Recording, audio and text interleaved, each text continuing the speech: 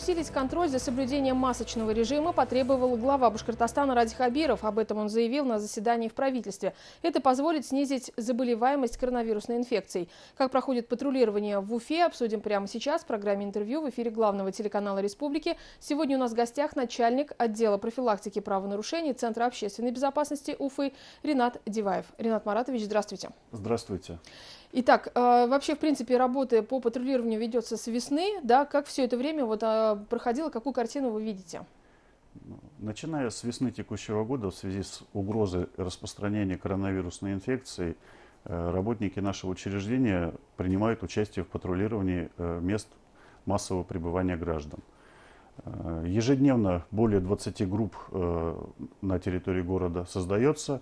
В состав этих групп входят сотрудники администрации города, администрации районов, сотрудники полиции, а также работники нашего учреждения.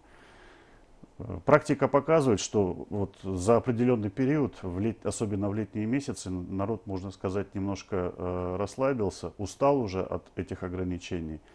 И, в принципе, сейчас мы уже опять вернулись к более активной работе именно непосредственно по профилактике нарушений. Указом главы Республики Башкортостан Ради Фаричем Хабировым в настоящее время у нас предписано, что все граждане вне места своего постоянного пребывания обязаны носить маски. Кроме того, в многофункциональных центрах, предприятиях торговли, а также финансовых предприятиях, помимо средств индивидуальной защиты масок, они должны носить еще и перчатки. То есть сейчас наша основная задача в составе групп патрулирования – это лишний раз напоминать гражданам о том, что это необходимо делать, в первую очередь для повышения их же безопасности. А как это проводится, вся работа? Есть вот сотрудники полиции, они составляют протокол, да? Сотрудники администрации. Расскажите, пожалуйста, о полномочиях каждого ведомства, которое принимает участие в этом патрулировании. Ну, в первую очередь, сотрудники администрации, каждый по направлению своей деятельности, также осуществляют работу с индивидуальными предпринимателями, также предприятиями и организациями, которые на своих участках тоже обязаны выполнять определенные требования. Работа сотрудников Центра общественной безопасности в основном строится с гражданами. То есть, в первую очередь, это профилактические беседы. В случае, если уже граждане не понимают, не соблюдают, то тут уже подключаются сотрудники полиции, которые наделены полномочиями по составлению административных протоколов. Давайте напомним телезрителям, сколько составляет сумма штрафа. Сумма штрафа в соответствии с Кодексом Российской Федерации на граждан составляет от 1 до 30 тысяч рублей. Это статья 6.20.1, которые имеют право составлять работники полиции. В апреле текущего года также у нас в Кодекс Республики Башкортостан была внесена статья 13.19 за неисполнение требований нормативно-правовых актов Республики Башкортостан по нераспространению новой коронавирусной инфекции.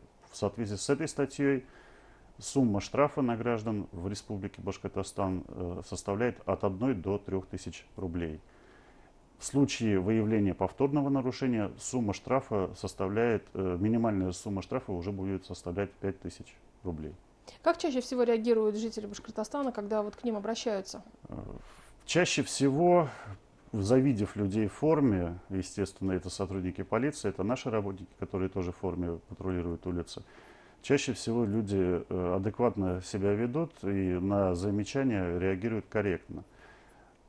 Ну, нередко бывает такое, что придя в какое-либо торговое заведение, предприятие торговли, завидев человека в форме, сразу маска с подбородка поднимается на нос. То есть появлялась информация о закрытии нескольких торговых комплексов, где нарушались меры санитарной безопасности. Вот здесь вот какая работа тоже проводится? Расскажите, пожалуйста. Так,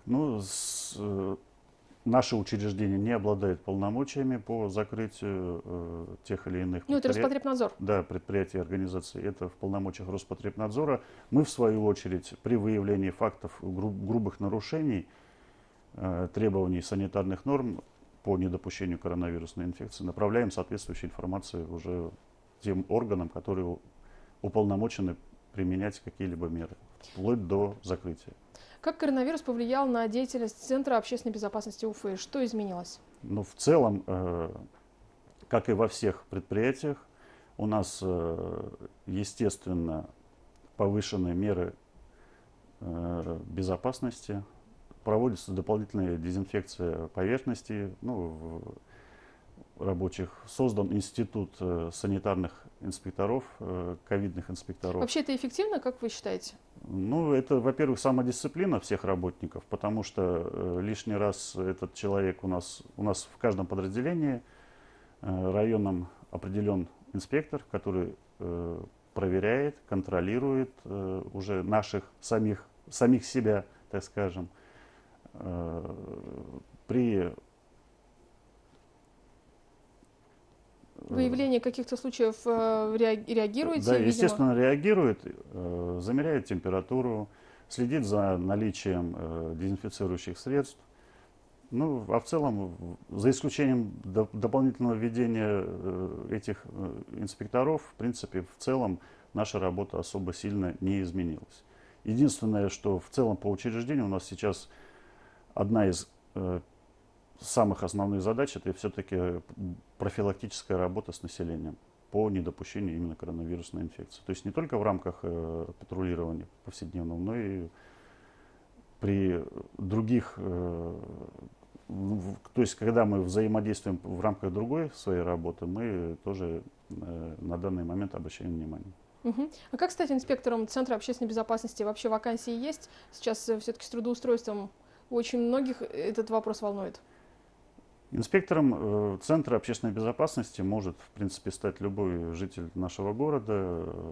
На сайте нашего учреждения в сети интернет есть раздел вакансий, то есть любой гражданин, который считает, там определенные требования и имеются, естественно, там это наличие профильного образования, желательно юридического.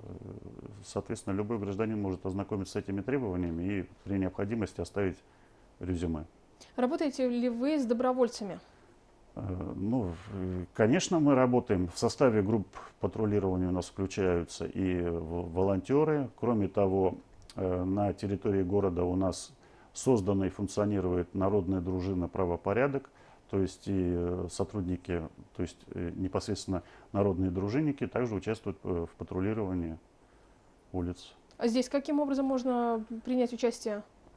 Также через наш сайт у нас есть раздел «Народная дружина», то есть любой гражданин может, в принципе, оставить заявку о включении его в состав этой народной дружины и участвовать уже в качестве добровольного дружинника в охране общественного порядка, не только в патрулировании по коронавирусу.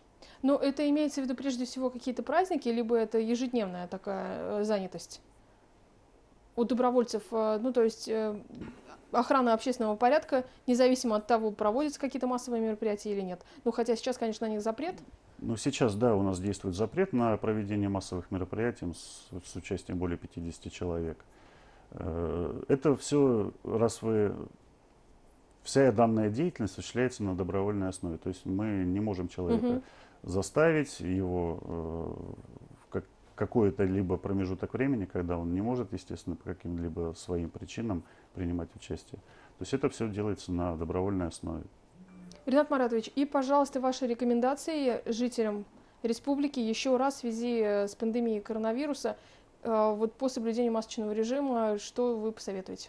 В первую очередь, обращаясь к гражданам, хотелось бы сказать, что соблюдайте элементарные меры безопасности. Это, естественно, как уже говорилось, ношение маски, ношение перчаток, периодическая дезинфекция тех поверхностей, где вы контактируете, мобильных телефонов. И, естественно, мойте чаще руки. Самое основное. Недаром многие известные люди, которые певцы, артисты, переболев этой новой коронавирусной инфекцией, всем говорят: одевайте маски. В первую очередь это.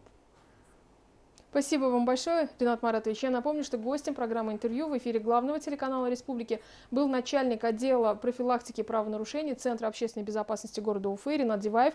И мы говорили о том, что сейчас в Башкортостане усилен контроль за соблюдением масочного режима. Обязательно носите маски, берегите себя. Не переключайтесь, оставайтесь на БСТ.